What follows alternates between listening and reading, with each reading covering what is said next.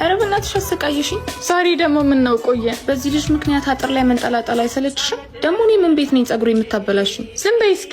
ሳናየው ወጥቶ ይሆን እንዴ? ወይኔ ጉዴ! አየኝ መሰለኝ። እሰይ ውርደታ።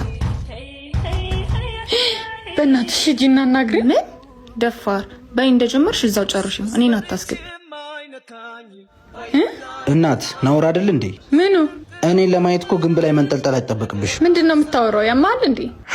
ተሳሳትኩ። እኔን እያየች አልነበር እንዴ? ካወቅ አይቀርማ ልገላገል። እኔም በአንተ ምክንያት ተሰቃየሁ እኮ። ምን አንቺ? እሺ ሻይ ቡና አንልም? ከቤተ ክርስቲያን መልስ ከሆነ እሺ።